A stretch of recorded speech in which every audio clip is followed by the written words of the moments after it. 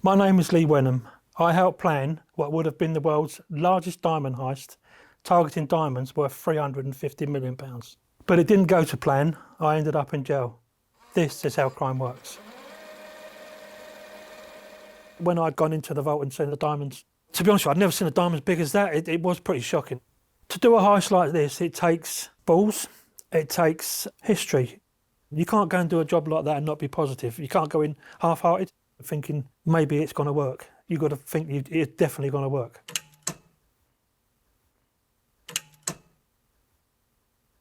I decided to do this job when Ray Betson came to the farm. I didn't know anything about it until then. He just came up, we sat down, he spoke to me for half an hour, three-quarters of an hour, said that what he had planned, and within 10 minutes I said, yeah, I'm on board. It's as simple as that, really, yeah. We used my father's farm that was right down deep in Kent. It was quite a few miles away from any villages or anything like that, so it was a real secure place. You know, we used it as a safe house. So, it all started from there. We'd meet at the farm, all of us, twice, 3 times a week.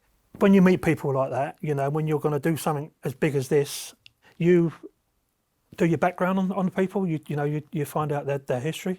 And if I'm really honest, they're all 100%, every single one of them. They're loyal. They've obviously done this sort of thing before, got a very good pedigree. I trusted every single one of them, and they trusted me. I got on really, really well with Aldo, with Bob, all of them, to be honest, yeah, all of them really well. Well, obviously we discussed how we're going to get through it and what we're going to do and things like that and what we're going to use. But if I'm honest, most of the meetings we were all joking and laughing. It was fun, to be honest. It was fun. It's not like it's in the movie, you're all sitting around smoking cigars and drinking scotch. We didn't do that. There was a cabin, a big porter cabin where we used to have meetings in. We had maps of things, some maps of the dome, different areas of that we were going to look at. I think it took overall about 6 months to plan the whole thing and get it in place.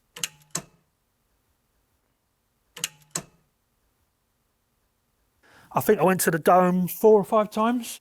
So there was a big bollard as you go in, big concrete bollard. Then as you go into the dome, you've got lots of surveillance cameras, check them out. Then I had to go into the vault to check out the cameras and the doors. It's just, to be honest, it's just a massive tent, isn't it? It's a concrete floor and a big massive tent. At the time, that's all it was, and all these displays inside. I took my family once, just as a smother, really, you know, to sort of blend into everybody, to walking around on your own. There's thousands of people in there at the time. Obviously, I wouldn't have got spotted if I wouldn't grasped. But it looks better going with a family, you know, and it was a day out for me wife and kids. Never told my family about what I was up to, what I was doing. Didn't want to get them involved, obviously. Now, on the day of the walking around the dome, they didn't have a clue what was going on. I just wondered why I kept wandering off on my own and looking at things, but I just said I was bored. When I'd gone into the vault and seen the diamonds, I was a bit sceptical, to be honest. It was a big job, and, you know, everyone has their doubts. What did I think when I first saw the diamonds? Just pound signs in my eyes, you know. To be honest with you, I'd never seen a diamond as big as that. It was pretty shocking. I think it's one of the biggest diamonds in the world, I believe. It was a good moment seeing them. Yeah, there was obviously the Millennium star and the 11. I was more interested in the other blue diamonds. They were more fascinating to me, to be honest, because my favourite colour's blue, but I'm more interested in them. I was told how much they're worth. And I was shocked by how much they were worth, to be honest. I didn't, £350 million for 12 pieces of glass to me. I didn't take photographs. It was Ray Betson and Bill Cochran who went up, and they'd done a video inside the vault itself, but I didn't have to take photographs. I just had to report back, as they say, what was there, and my part, yeah. We communicated with each other with burner phones. We'd use a phone, use it 2 days, and then chuck it in the river. Or smash it up. Yeah, every couple of days we'd change phones. We had police scanners that were going all the time, so we were listening to the police. They weren't listening to us. That's 25 years ago. Back then, you could listen to their radios, you know. So we should listen to them in like a 20-mile radius. You could hear what they were doing. Yeah. I've used the scanner before many times. I used to do cash points. You don't just go on and just do a cash point. You have the roads blocked off. You have people sitting down the road, and they sit there with a scanner, and you know when the police are coming. Yeah, there was a lot of cameras in the dome, but I've done jobs before where there's been lots of cameras, not as on that scale. I've done jobs before where there's been lots of cameras, and I've got away with it. You know, wasn't fazed by the cameras, to be honest. No. Not once did I think it wasn't a bad idea or it wasn't going to work. A couple of times I got a little, not nervous. I was coming out of the dome with my brother-in-law. I took him up there once, and as we were walking out, a couple of the cleaners were sort of staring at me as I was walking out, and I turned around and they just looked the other way. Just a little, puts a little slight bit of doubt in your mind, but I thought, it, we're too far in, it's me probably being, worrying over nothing, you know what I mean?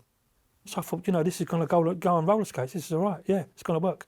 And throughout the planning, I never got any thoughts of we're being followed or anything like that. Obviously, you wouldn't do it.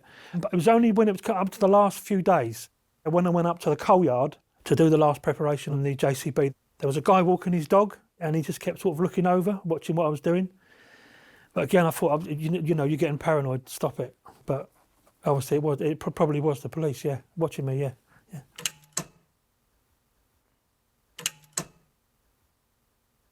First, obviously, you get a plan on what you're going for, what the prize is, Then you've got to get the machinery together.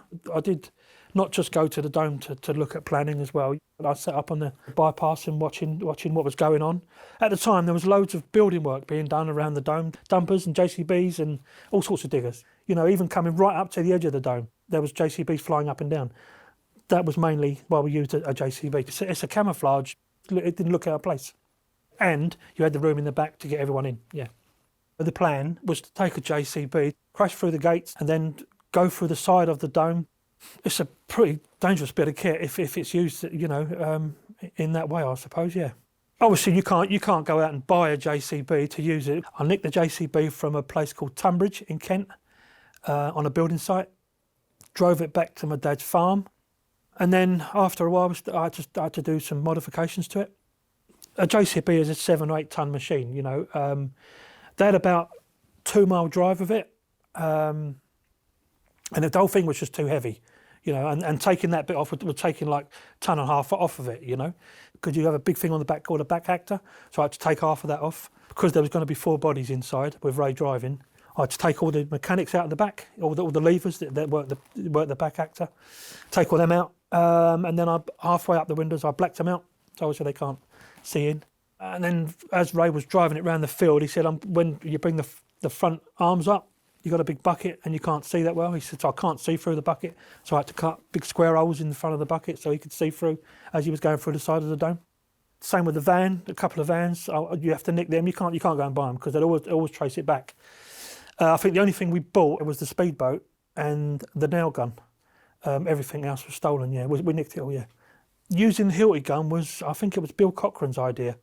We had to test the nail gun. The other guys were a bit sceptical about it working. I had a piece of steel in the yard and I said, watch this. And it went through steel like that thick. And then they said it'll piss through it, yeah. Yeah, we decided to use a speedboat because of the dome was right on the Thames and it's built on a peninsula, so it's the only way out.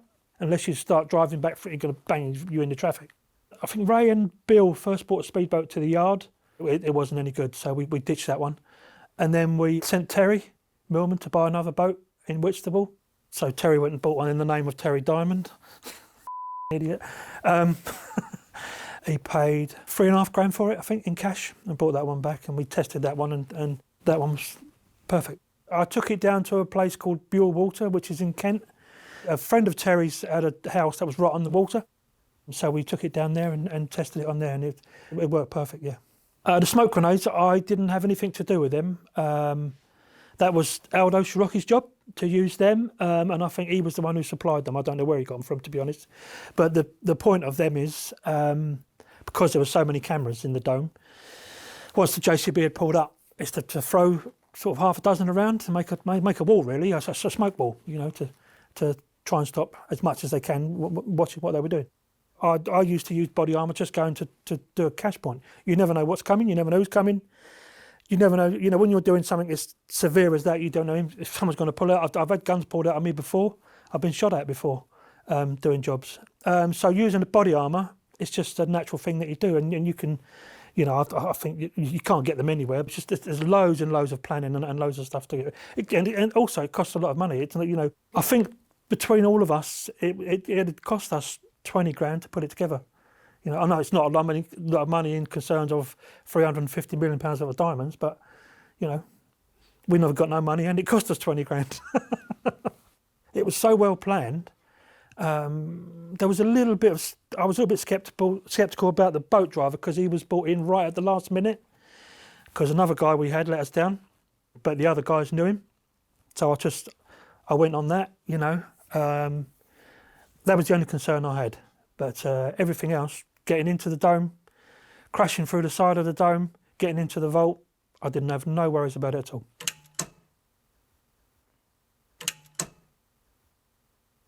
When I first had the conversation with Ray about doing it and he asked me to come on board, there wasn't any mention of how much they were worth. So I just sort of worked out for myself, they've got to be in the region of like £40 million, 50 million to be on a display like that for everyone to come and look at them. You're not going to come and look at a 500 quid diamond, are you? Even though they're worth £350 million, they're not in the black market. You know,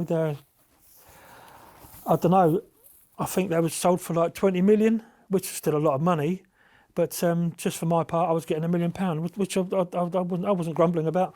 I was happy with that, yeah. I didn't want to know where the diamonds were going or where they're being sold to.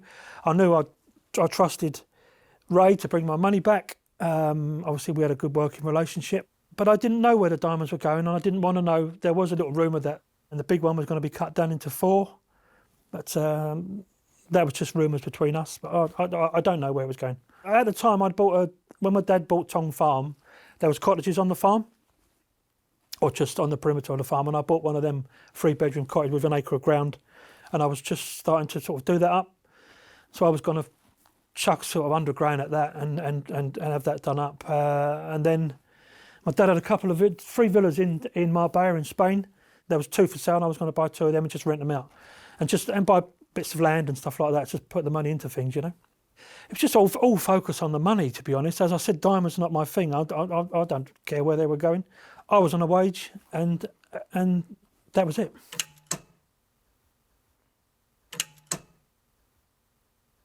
In the morning, I think I got up about half 5 in the morning, because obviously it was playing on my mind. Couldn't sleep. I knew the raid was going to happen between 9 and 9:30. I weren't there because simply I wasn't needed. Everybody had their job to do, but my job was to, once the robbery was done, they were coming back with vehicles and vans and stuff like that were left along the way that I had to destroy. We chose November the 7th, 2000, because main reason that day was when the tide was up for the boat to work, you know, otherwise we couldn't have got the boat in the water, yeah. We decided to do it as soon as it was open in the morning, as soon as the vault door was open. I think it was, door opens about 9, just after 9, so it was going to be going at 9:30. Reason why, during the day, it did get quite busy, a lot of people in there, but at that time in the morning, as soon as it opened, got in there, and at the most we saw 5 people maybe walking past, you know. So it was the best time to go in. Obviously, we didn't want to hurt anyone. We didn't want anybody injured or anything like that. So, yeah, that was the best time to go. They left the coal yard about 20 to 9 because it's a 20-minute drive with a JCB to get there. Ray Betson, Aldo Shirocki, Bill Cochran, Bob Adams, who was in the JCB on the morning. The raid was timed to go down at just after 9 o'clock, as soon as the doors had opened. Crashed through the first concrete bollard just after 9. Crashed through the gates, and then go through the side of the dome, the plastic and aluminium doors of the dome, smash through that, get into the vault about 9:15, get into the vault and out. The whole job was timed from literally starting the crash on the outside, getting into the vault and coming out 5 minutes to get onto the boat. That's how much time we allowed, from 5 minutes from start to finish. From the first crash to the finish, 5 minutes in and out. Jumping onto the boat, across the Thames and getting into the van, another 2-3 minutes tops. So the whole job together was planned for about 8 minutes in and out. I'm not sure what was going to happen with the diamond, if I'm really honest. I knew it was going, once they picked them up on the boat, I think it was going to be 2 or 3 miles down the road, and then it was going to go into a rucksack and on the back of a motorbike to get away, you know, not just get away in the van. It was very close, especially when you done the glass and you know, just about to put your hand in and get it. But obviously we never got away with it because they were there waiting for us. Right after they got into the vault and broke the glass, the police arrested them. We found out later that they knew about it all along, and they changed the diamonds to fake ones.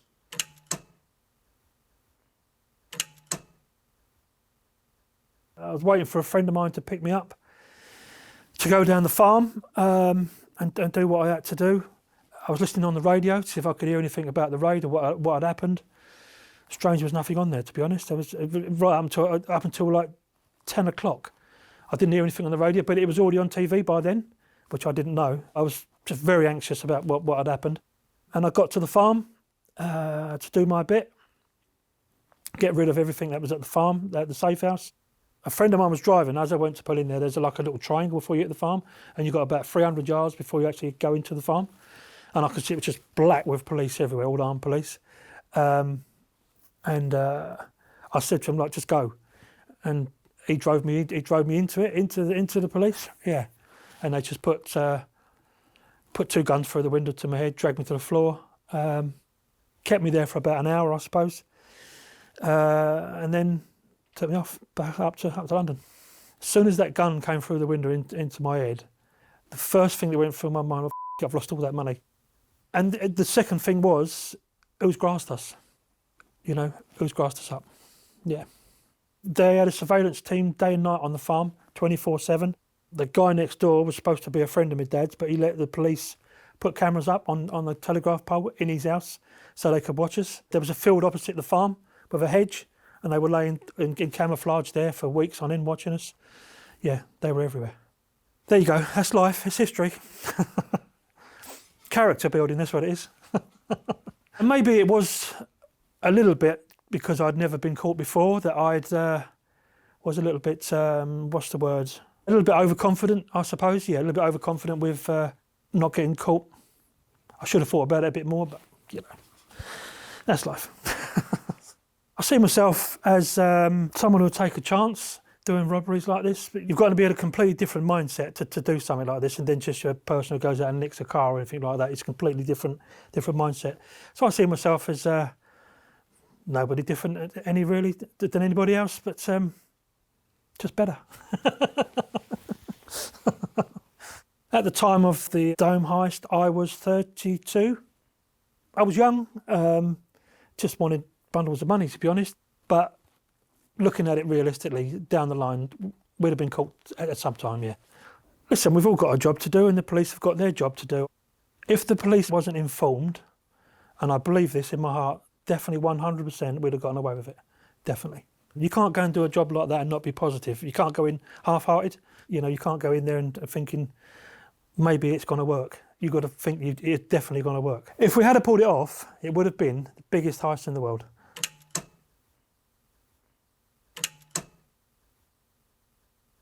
The trial was separated, and me and my dad were on trial together. First, I was only charged for the Dome robbery, and then after about 6 weeks, I was charged with the Aylesford Robbery, where the getaway van had my DNA found in a glove inside. So then I knew I was going away for a long time. The Aylesford Robbery, that was about 9-10 months before the Diamond Heist. There was a Securicore van every Thursday or Friday, or whatever it is, comes out of a depot in Aylesford in Kent, and it carries just under £9 million in it, in cash. So me and some other guys came out of a plan we bought a tipper lorry and built a big spike on the back of it. Was about 6 foot long, steel spike, to ram through the back doors. And as you ran through the back doors, we had a big chain with like a big cross on the end. You put through the hole and then pull the lorry away and then pull the back doors off. On the day of the raid, we had other guys with Arctic lorries blocking the road off so no one could get in. And just before we did it, we drove the lorry up, drove the spike into the back of the lorry. Just before that, because inside the Securicore lorry, they have panic buttons, like alarm buttons, that sends the alarm up straight away. So we made bombs to go on the side of the doors.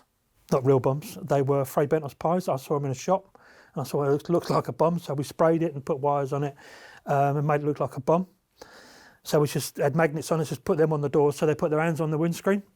They'd done that, that all went off okay, smashed in the back into the back of it, just about to put the chain in, and the police turned up. Someone else had seen what was going on a few minutes before and phoned them, but they were in the area, so 2 police cars turned up, 2 Range Rovers. So sitting there in the getaway van, one of the other guys came out had a shotgun. One of the other guys had a shotgun on him, so he let two shots into the police car, into the grill, to get them to back up. We all managed to get in the van and get away down to the Medway River, and jumped on a boat, and we got away. Didn't get the prize, didn't get the money, but we got away.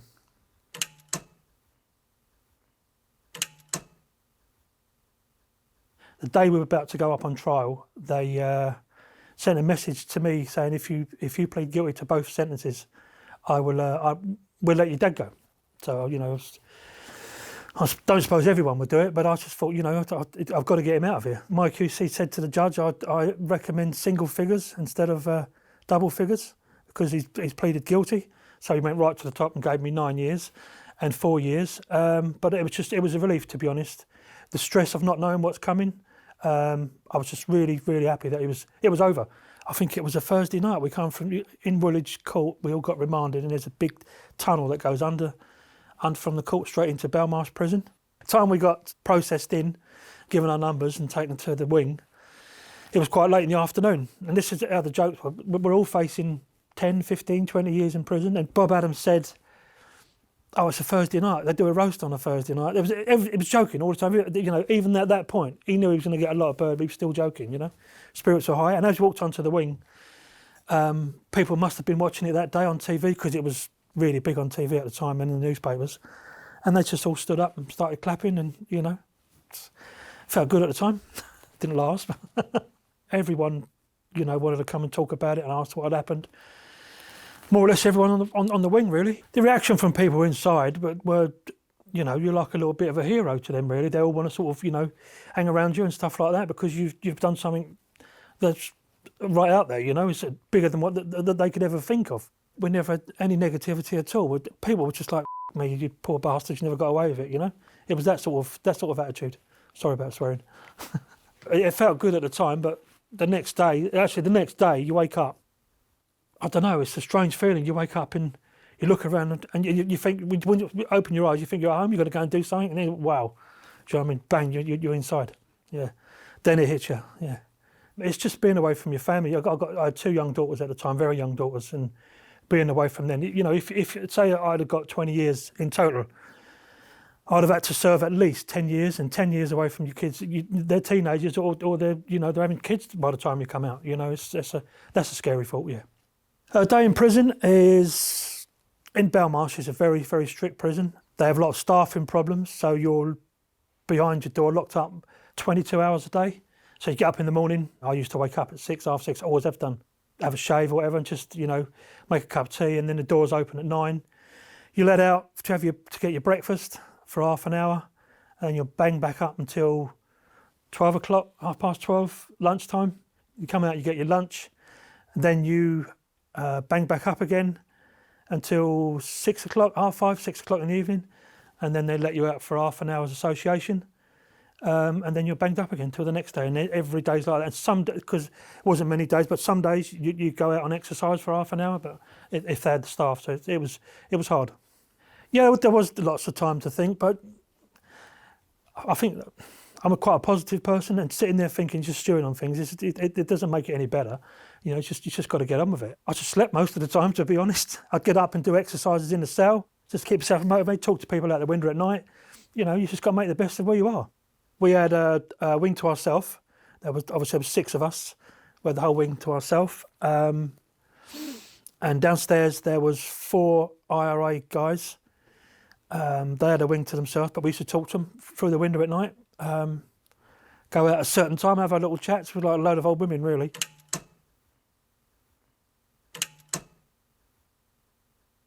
Each prison I moved to, there was people I knew, and there's new people, and they were coming up with different ideas and stuff like that. So, you think, well, I'm going to do this when I get out. But when it got to coming to the end, I'd done 4 years in a closed prison, and then the last 6 months in an open prison. Then you start going out at weekends on your own. That's when it sort of started realising, maybe this just isn't worth it. This going out and just being free is a much better life. I'd had visits from my dad. He used to bring my family up. He promised me all these things, that he was going to look after my kids, and he was going to, because I'd done what I'd done, which was a big thing now. Looking back on it now, it was a big thing taking someone else's time. Even though it's your dad, it's still a big thing to do. I never got a thank you. for what I'd done. Even that, you know, a hug and a thank you. You'd say, you know, thanks for what you've done. Never got that. It was a bit of a disappointment, yeah. I don't blame him for getting me involved, not one bit. You know, I wasn't a kid. I was 31, 32 years old. I was a grown man. I knew what I was doing. He died of Parkinson's in 2018. I never did get the chance to speak to him about everything that had happened. There was no closure. Regrets, I've had one or two. I regret my children going through what they went through when I was away. I don't know how it's affected them because they've never told me how they feel about it. I don't know if they keep trying to keep me happy by not telling me. But to be honest, since the documentary's come out, my oldest daughter's been quite tearful about it, and I've never seen that side of her. You know, I've never seen like, and I've called her and I'm like, "What are you crying for?" And then my wife's going, "Well, just listen to what she's saying." And she's talking about the photographs that are coming out of her as a kid, and it's sort of bringing it all back for her. And I am sorry for her feeling like that. That's what I'm sorry about. I've never ever, and to this day, and I don't want my kids to be involved in anything like that. Definitely not. I try and steer them away from it as much. Well, I don't have to. I don't have to steer them away, but I keep them away from anything or anybody else is involved with them. I'm very strict on, you know, don't go around that person, you know. My relationship with my girls now is the best it's ever been. Over the last few years, we are very close. I've got 3 gorgeous grandchildren who I adore. But both girls I see as much as I can. The oldest one I don't see so much because she's always working. But the time we do have together, we really make it count.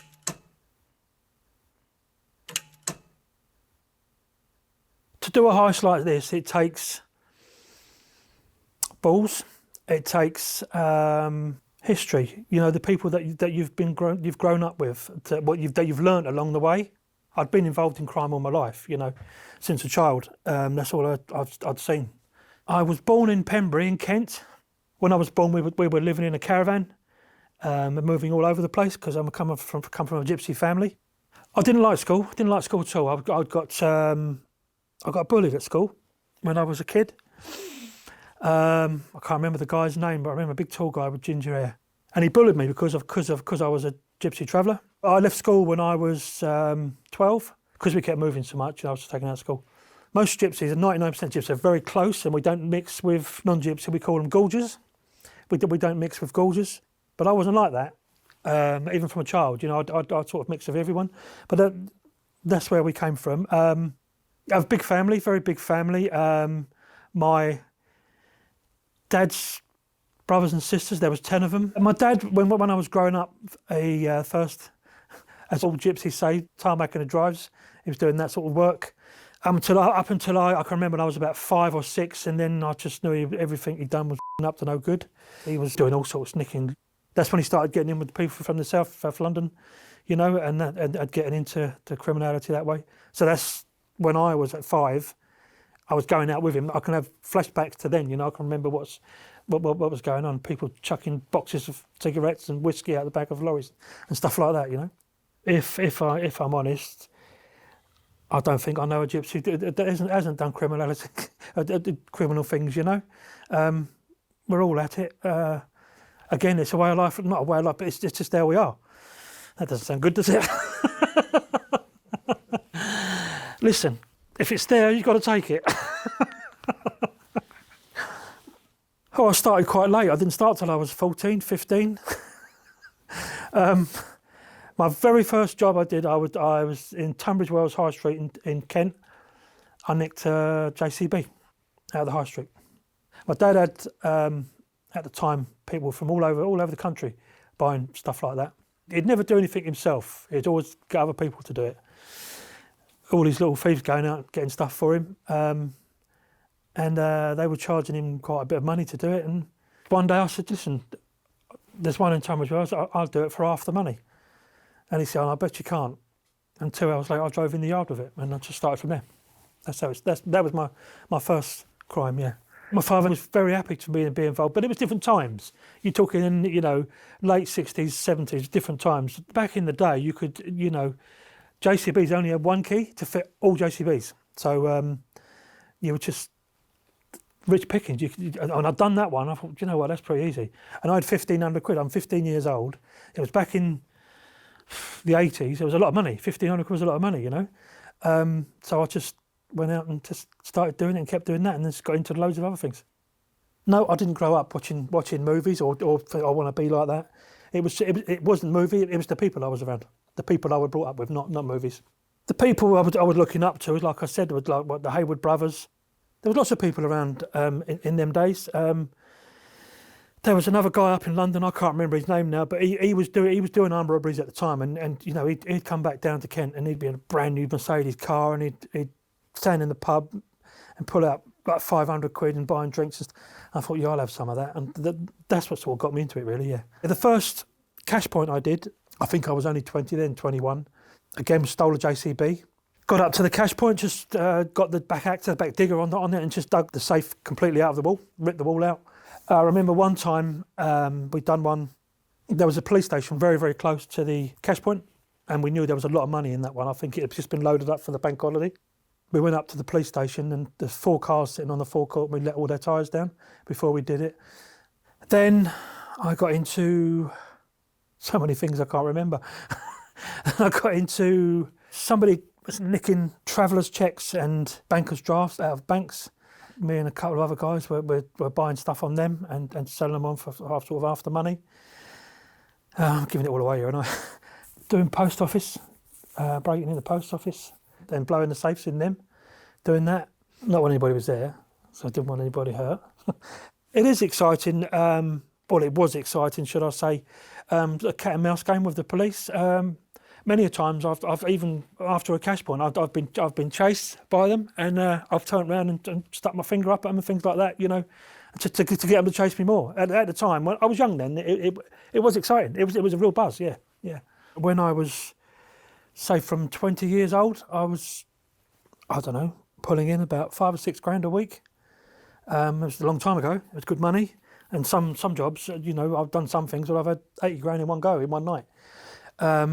£80,000 in one night, and I was living the best life, to be honest. A little bit stupid because I wasted a lot of it, to be honest. If I'm really honest, I just, you know, I just thought if I run out of money, I'll just go back tomorrow and get something else and do it again, because it was so easy. Well, not so easy, but it was it's easy if someone knows what they're doing. Yeah, I had a brilliant life doing it. Yeah, 25 years ago was really the last of it, because all the technology was starting to come in then, you know, so then it was getting really hard to do. But you wouldn't get away with it today. There's too many people with phones. As soon as something happens, someone's videoing you, you know. You don't hear of people doing it anymore, do you? Do you have anybody doing secure call vans or anything like that anymore? It's all like cybercrime, and you know, it's a completely different world, which is sad, really, because the old times were better. I don't know if there's such a thing as a good criminal. I don't agree with petty criminals, people who, you know, rob old ladies and stuff like that, and nick people's handbags, and you know, that disgusts me. I just can't stand people like that. I wouldn't go into someone's house and take their possessions, or because I wouldn't like it done to me or any of my family. I wouldn't go and rob them or do anything to them. I do, for the right word, pride myself a bit on that. It's always been big companies that I've, you know, that I'm not going to say not miss it, but it's not going to hurt them like it would anybody else. If I was to sit back and look at me as a 32-year-old or even younger, you know, I started nicking machinery when I was 15 years old. I think I must have been mad or crazy. There was just, yeah, I must have been mad. Things that I've done, I just can't believe myself that I've done it.